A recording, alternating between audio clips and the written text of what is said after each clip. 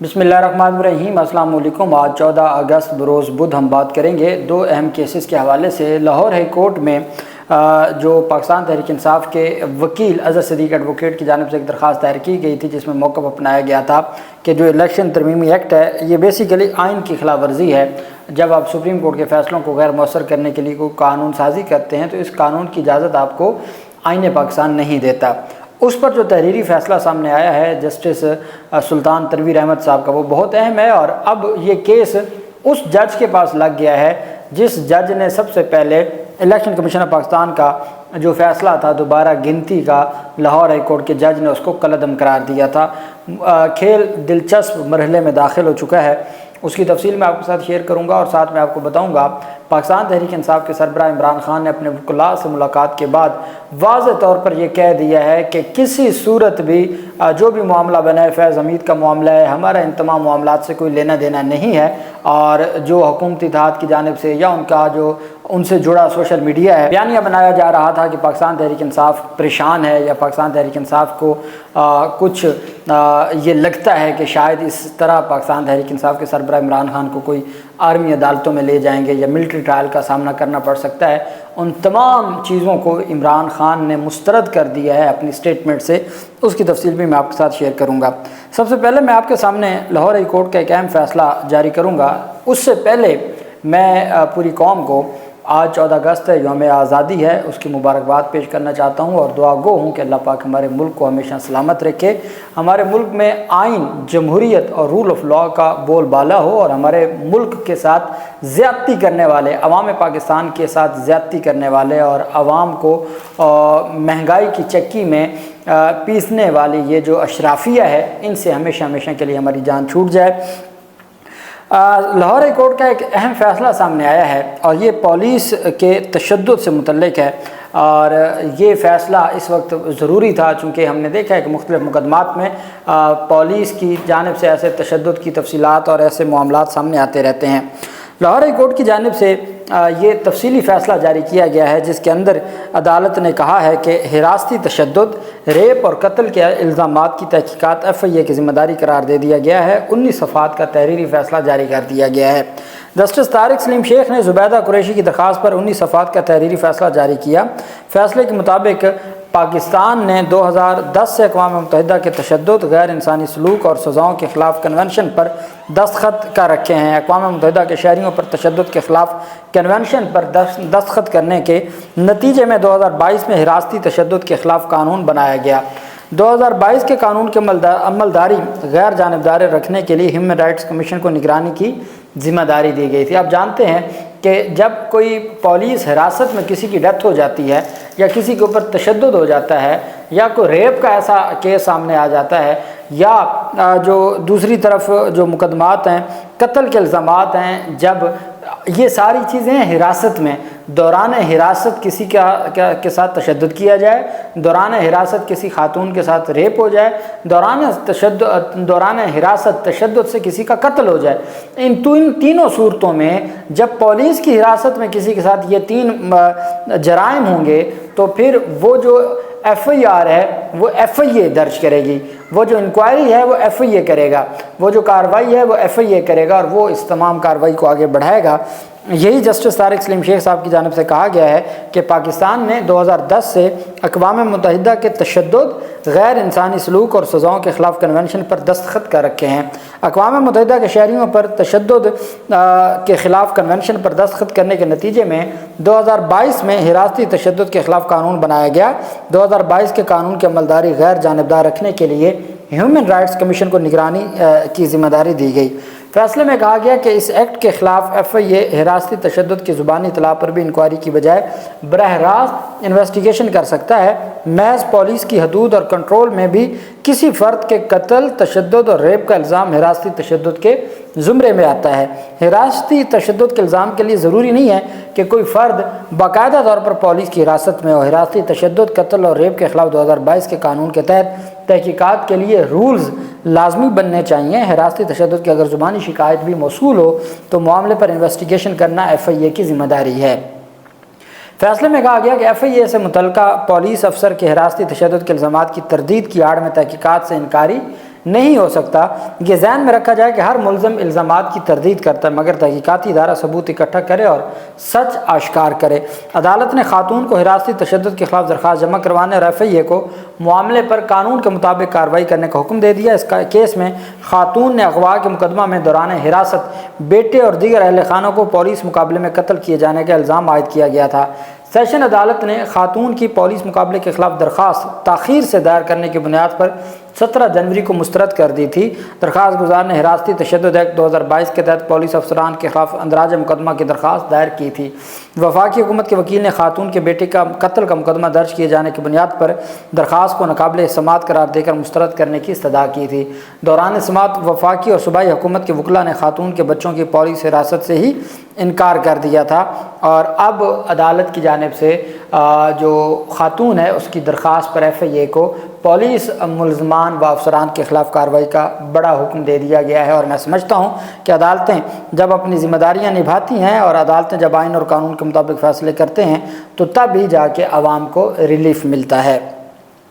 دوسری طرف آپ جانتے ہیں پاکستان تحریک انصاف کے سربراہ عمران خان سے جڑی افواہیں پھیلائی جا رہی تھیں، اور یہ کہا جا رہا تھا کہ جب فیض حمید کی گرفتاری ہوئی ہے، میں نے آپ کو کہا تھا یہ گرفتاریاں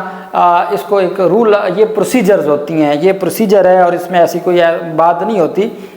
یہ وہ گرفتاری نہیں ہوتی۔ میں بطور قانون کے طالب علم یہ سمجھتا ہوں کہ جو اتنے بڑے سینئر عہدے سے ریٹائر ہوا ہو، یہ لوگ کبھی ریٹائر نہیں ہوتے، اور ان کی جو پوزیشن ہے یا ان کے جو انفارمیشن ہے یا جو ان کا اسٹیٹس ہے وہ برقرار رہتا ہے۔ اس وجہ سے اس گرفتاری کو آپ سمجھیں کہ ایک پروسیس ہے، پروسیجر ہے جو اداروں کی جانب سے کیا جاتا ہے۔ لیکن ساتھ یہ باتیں کی جا رہی تھیں کہ پاکستان تحریک انصاف کو پریشانی لاحق ہو گئی ہے، اور فیصل واوڈا جیسے جو لوگ ہیں ان کو میڈیا کے سامنے لا کے بیانات دلوائے جا رہے تھے کہ کوئی ملٹری ٹرائل کی طرف چلا جائے گا، عمران خان پریشان ہو گئے ہیں۔ اور یہ معاملہ عمران خان نے ان تمام چیزوں کو رد کرتے ہوئے جو ان کی جانب سے رد عمل دیا گیا ہے وہ اتنا تگڑا رد عمل ہے کہ حکومت اتحاد کی جو وہ خواہش تھی یا ان کی جانب سے جو بات کی جا رہی تھی وہ ساری کی ساری بات رد ہو گئی۔ پاکستان تحریک انصاف کے سربراہ عمران خان نے اپنے وکلاء انتظار پنجوتا کے ذریعے قوم کو یہ پیغام اور میڈیا کے ذریعے پہنچایا ہے کہ جو IS ہے کہ سابق director general DG lieutenant retired general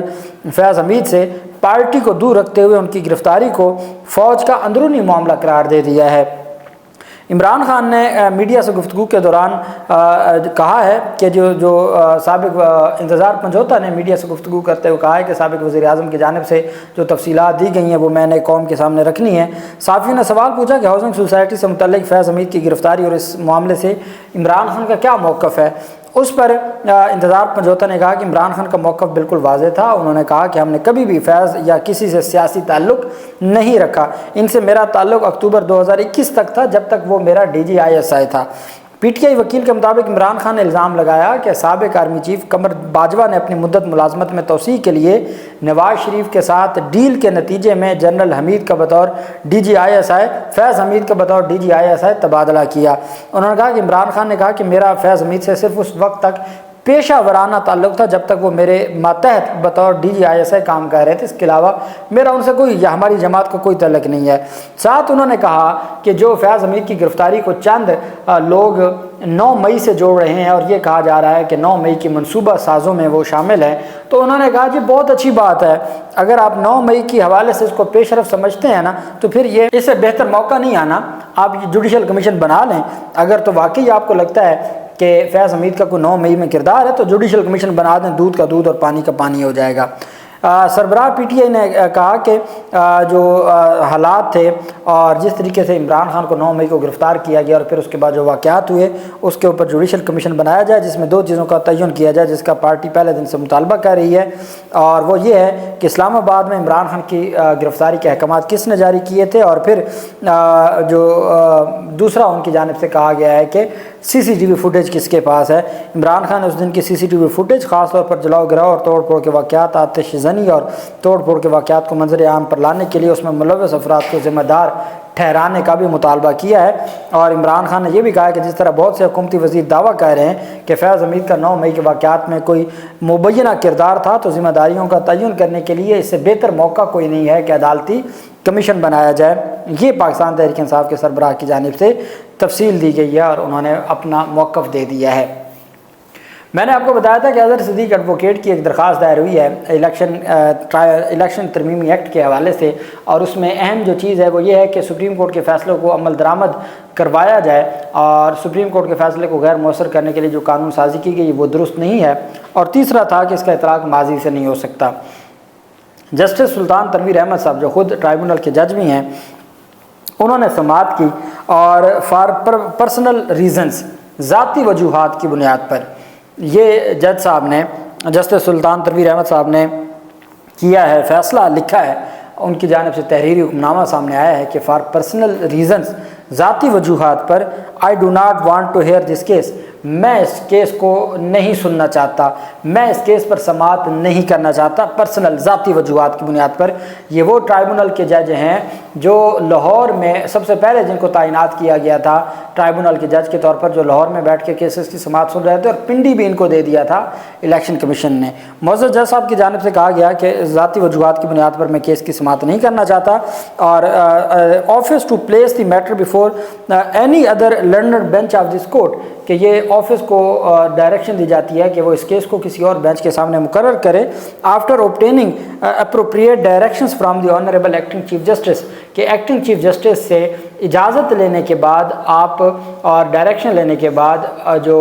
office ہے اس کو ڈائریکٹ کیا جاتا ہے، حکم دیا جاتا ہے کہ آپ اس کیس کو کسی اور کے پاس سماعت کے لیے مقرر کریں۔ اب یہ فیصلہ آ گیا، اس کے بعد قائم مقام چیف جسٹس عابد عزیز شیخ کی جانب سے اس کیس کو جسٹس شکیل احمد کے پاس سماعت کے لیے مقرر کر دیا گیا ہے کل کے لیے۔ میں نے آپ کو کہا تھا یہ بہت اہم درخواست ہے۔ اب جسٹس شکیل احمد صاحب وہ جج ہیں جنہوں نے بطور جج Lahore high court Pindi Bahawalpur bench میں بیٹھ کر، جو پاکستان تحریک انصاف کے رانا فراز نون ہیں جو NA 154 سے جیتے تھے، اور پھر عبد الرحمان کانجو نون لیگی امیدوار نے درخواست دائر کی، الیکشن کمیشن نے دوبارہ گنتی کا حکم دیا اور دوبارہ گنتی میں کامیاب قرار دے دیا عبد الرحمان کانجو کو۔ اس کو چیلنج کیا گیا تھا Lahore high court Bahawalpur bench میں، تو جسٹس شکیل احمد پہلے جج تھے جنہوں نے کہا تھا کہ جب الیکشن ٹرائبونل ایک دفعہ نوٹیفیکیشن ہو جائے تو اس کے بعد الیکشن کمیشن کا اختیار نہیں ہے، اگر ریٹرننگ افسر نے کوئی درخواست دوبارہ گنتی کی خارج کی تھی تو یہ الیکشن ٹرائبونل جا سکتے تھے۔ اس جسٹس شکیل صاحب نے عبد الرحمان کانجو کے خلاف فیصلہ سناتے ہوئے الیکشن کمیشن کے فیصلے کو کالعدم قرار دیا تھا، پھر جس کو ڈویژن بینچ نے بھی برقرار رکھا۔ اب وہ جسٹس شکیل صاحب کل اہم سماعت کرنے جا رہے ہیں، اس کی جو بھی تفصیل ہوگی میں آپ کے ساتھ شیئر کروں گا۔ اللہ پاک پاکستان کا حامی و ناصر ہو۔ بہت شکریہ، اللہ حافظ، پاکستان زندہ باد۔